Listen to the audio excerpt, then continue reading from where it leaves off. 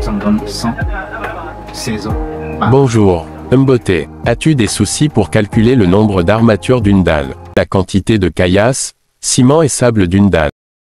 Je t'invite à prendre ton stylo et un cahier de notes. Ensemble, nous allons faire ce calcul qui va vraiment t'aider. Dans cette chaîne, nous partageons gratuitement la connaissance dans le domaine d'architecture et génie civil. Restez jusqu'à la fin de la vidéo. Ici, je fais une représentation d'une dalle pleine, c'est-à-dire il n'y a pas de vide à l'intérieur. Nous allons recouvrir toute cette surface. C'est ça ce qu'on appelle une dalle pleine. Il n'y a pas de vide. Voilà. Nous allons définir d'abord la largeur de notre dalle, c'est-à-dire à partir d'ici jusque là, ce qui est notre largeur. Et la largeur ici est de 8 mètres. Nous avons une largeur de 8 mètres. Et d'ici jusque là, c'est notre longueur.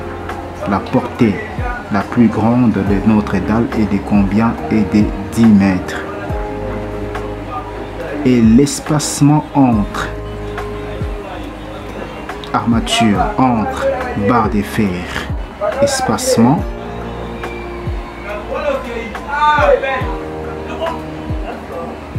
est de combien? Est de 0,12 mètres. En centimètres, c'est 12 cm que nous allons convertir en mètres et ça nous donne 0,12 mètres.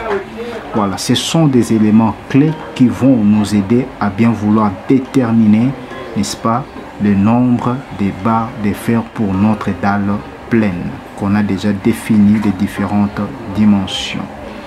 Qu'est-ce que nous allons maintenant faire pour déterminer le nombre de barres de fer? On commence d'abord à trouver les morceaux. Nous allons dire le nombre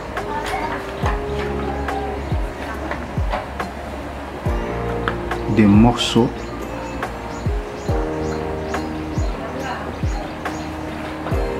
pour la plus longue portée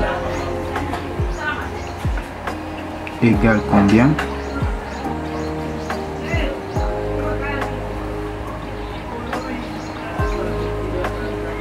Nous allons prendre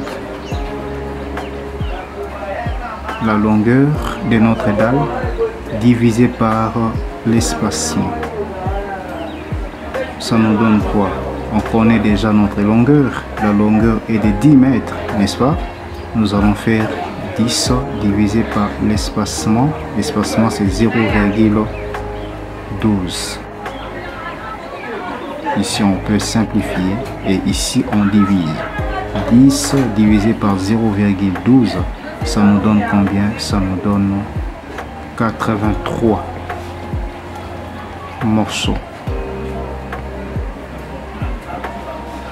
Ça signifie quoi? Ça signifie qu'on aura besoin de 63 morceaux que nous allons insérer dans cette longue portée ici de 10 mètres. On aura besoin de 63, de 83 morceaux que nous allons insérer dans cette longue portée. Et des morceaux de combien de mètres? Des morceaux de 8 mètres. Et un élément important qu'il ne faut pas oublier, dans ces 8 mètres ici, qu'on doit ajouter l'ancrage. Longueur plus ancrage.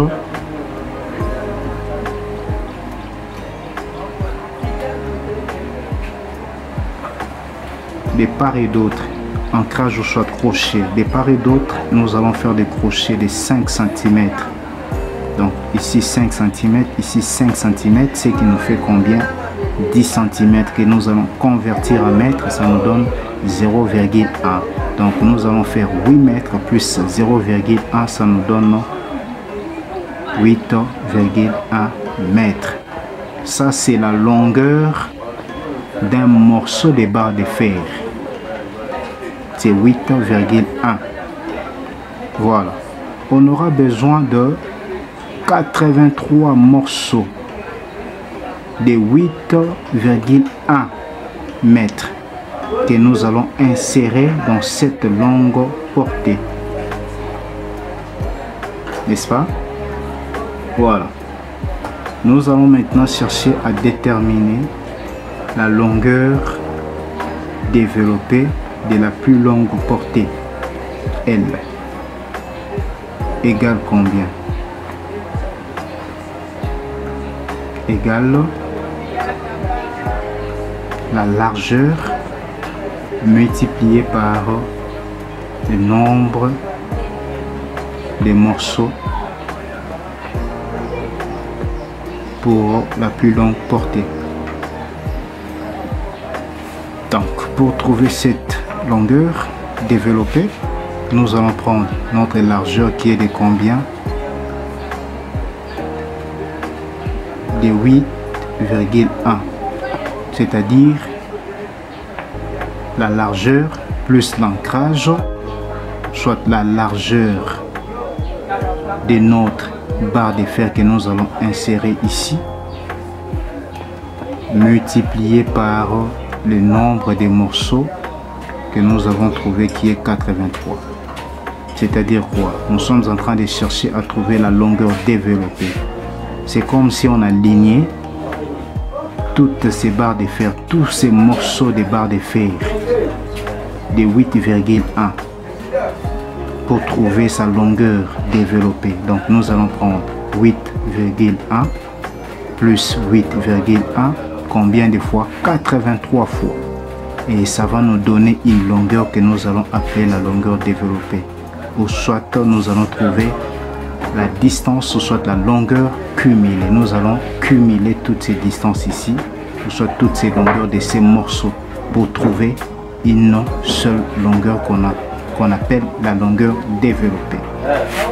Et la longueur développée ici, ça nous donne combien? Ça nous donne 672 mètres. Donc si on additionnait toutes ces barres, ou soit tous ces morceaux de barres de fer, nous allons trouver 672 mètres. Trouvons maintenant pour la plus petite portée, qui est petite L. On commence toujours avec le nombre de morceaux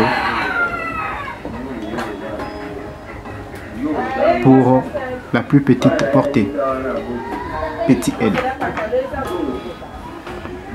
Égale combien? Égale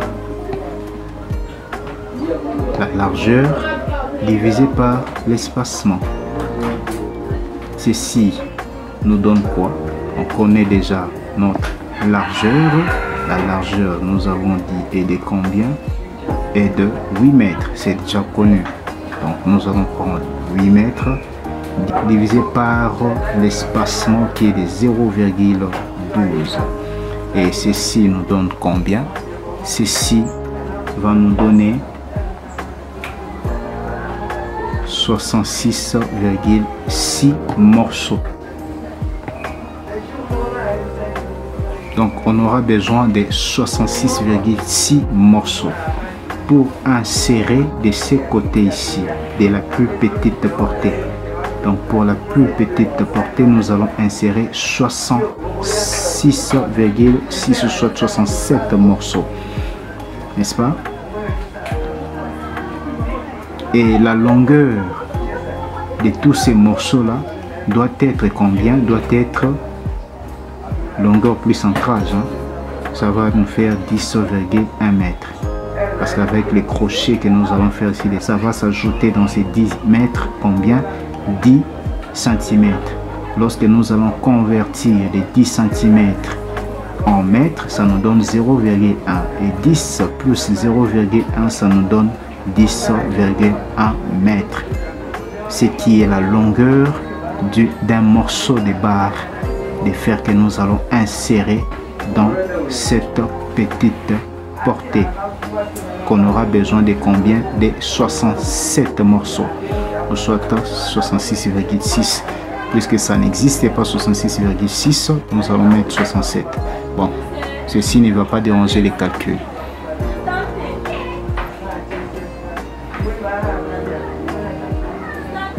Maintenant, trouvons la longueur développée. La longueur développée. Pour la plus petite portée, nous allons faire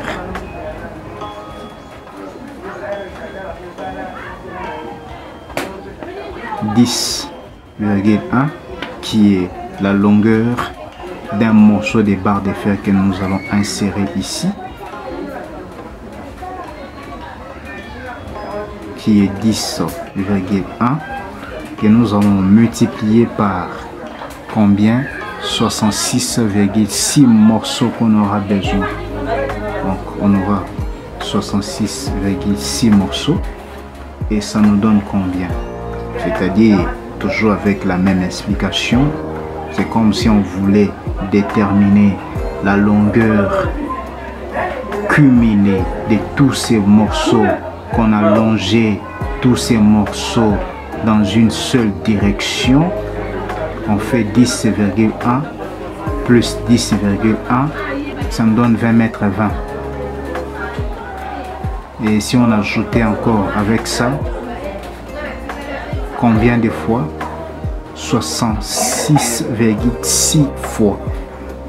Et ça nous donne combien? Ça nous donne à peu près 672 mètres.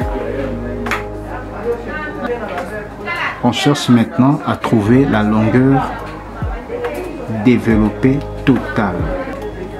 Nous allons additionner la plus grande portée avec la plus petite portée pour trouver la longueur développée totale. Donc, la longueur développée totale, nous allons prendre la longueur développée de la plus grande portée plus la longueur développée de la plus petite portée. Et ça nous donne combien? Donc on aura la longueur de la plus grande portée, ça nous donne 672 mètres, plus la longueur de la plus petite portée, c'est toujours 672 mètres. Et la somme de toutes ces longueurs développées, ça nous donne combien? Ça nous donne 1344 mètres. Et c'est pas fini. Allons maintenant à la recherche du nombre de barres de fer pour cette dalle pleine. Et pour y arriver, et pour ce faire, nous allons faire comme ceci: nombre d'armature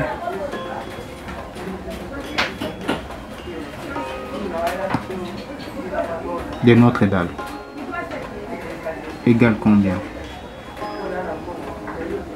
Nous allons faire comme ceci. Nous allons prendre la longueur développée totale divisée par la longueur commerciale. Et ça nous donne combien? La longueur développée totale, c'est très bien connu, qui est 1344 divisé par la longueur commerciale. Comme chez moi, ici, la longueur commerciale est de 11 mètres 50. C'était avant 12 mètres. On a réduit ça à 11 mètres 50. Donc 11 mètres 50. Ici, on peut simplifier. Et ici, nous allons diviser. Ça nous donne combien? Ça nous donne... Ça nous donne 116 barres. Et ça dépendra alors de vous, des diamètres de votre barre de fer que vous allez utiliser pour votre dalle. Ça peut être les diamètres 8, les diamètres 10, les diamètres 12. Pour moi, je vais opter pour les diamètres 10. Je te montre maintenant comment déterminer le nombre de sacs de ciment, la quantité de caillasse la quantité du sable qu'il faut pour notre dalle ici, qui a comme largeur de 8 mètres et longueur de 10 mètres. Comment déterminer la quantité des matériaux qui vont entrer dans cette dalle ici? Et nous allons définir l'épaisseur de notre dalle. Et l'épaisseur de notre dalle ici est de combien? Est de 0,1 mètre, ou soit 10 cm que nous allons convertir en mètres. Ça va nous donner 0,10 mètres. Voilà. Ici, qu'est-ce que nous allons faire?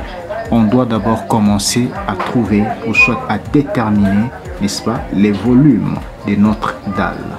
Pour déterminer les volumes, nous allons faire volume égale longueur multiplié par la largeur multiplié par l'épaisseur. Volume égale combien? Volume égale, nous allons prendre notre longueur qui est de 10 mètres, que nous allons multiplier par la largeur qui est de combien? La largeur est de 8 mètres, que nous allons enfin multiplier par notre épaisseur qui est de 0,1. Et quand on fait la multiplication, ça nous donne combien? Ça nous donne 8 mètres cubes. C'est ça l'élément d'abord crucial, l'élément important dans ces calculs. On doit d'abord chercher à déterminer les volumes. Aussitôt que le volume est déterminé, là maintenant on peut passer à la détermination de la quantité de sacs de ciment. Quantité de sacs de ciment égale combien? Nous allons prendre le volume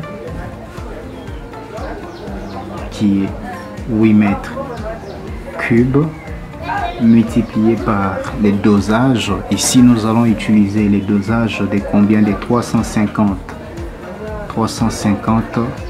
kg par mètre cube divisé par le poids d'un sac du ciment. Et chez moi, un sac du ciment pèse 50 kg. Sous d'autres cieux, un sac du ciment pèse 25 kg. Il y en a aussi des 35 kg. Voilà, chez moi c'est 50 kg. Et qu'est-ce que nous allons faire? Nous allons diviser 350 par 50. Et ici, nous allons faire quoi? Je tiens à vous rappeler, ici il s'agit d'une fraction en étage. Et que nous dit la règle? Nous allons prendre la première fraction, kilogramme par mètre cube, multiplié par la deuxième renversée. Alors ici, les dénominateurs c'est kilogramme, les numérateurs c'est kilogramme, et dénominateur ici c'est 1. Donc nous allons prendre la première fraction multiplié par la deuxième, et cette fois-ci nous allons renverser. Les dénominateurs deviennent les numérateurs et les numérateurs deviennent les dénominateurs. Or ici les dénominateurs c'est 1 et les numérateurs c'est kilogramme. Et ici nous avons la possibilité de simplifier kilogramme par kilogramme.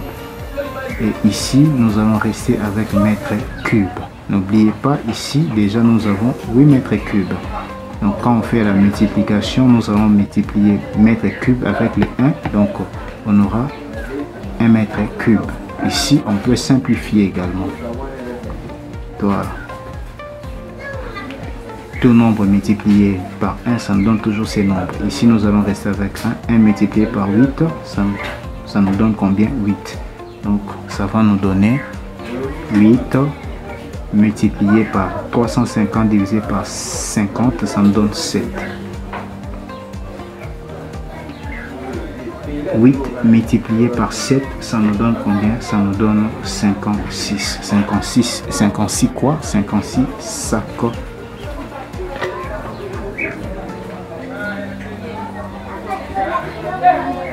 du ciment. Voilà.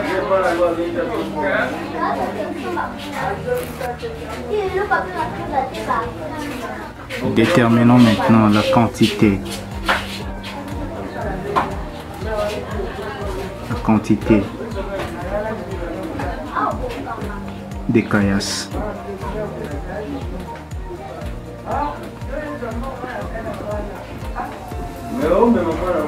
Nous allons toujours jouer avec les volumes. Nous allons prendre les volumes qui est de 8 mètres multiplié par 0,8. Vous allez me poser la question d'où vient les 0,8. Les 0,8 c'est les coefficients des normes de construction. Donc pour trouver la quantité des caillasses, il faut multiplier par 0,8, multiplier également par 1,6. 1,6 c'est aussi les coefficients des normes de la construction. Ça c'est pour trouver la quantité des caillasses en tonnes. Voilà, quand on fait la multiplication, ça nous donne combien? Ça nous donne 10 tonnes. Donc on aura besoin de 10 tonnes pour couvrir cette surface de notre dalle. Et trouvons également la quantité du sable. La quantité du sable, nous allons prendre toujours le volume qui est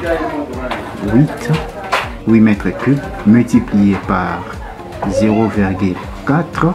0,4 ici, c'est aussi les coefficients des normes de construction que nous allons multiplier par 1,6. Également, les coefficients des normes de construction. Et quand on fait la multiplication, 8 multiplié par 0,4 multiplié par 1,6 et nous allons trouver 5 tonnes.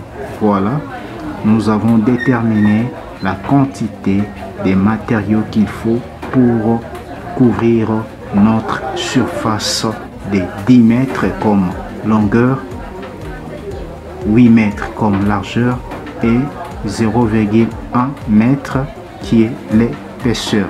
À la prochaine, nous allons encore vous montrer plein de choses. Restez toujours prêts pour la prochaine vidéo.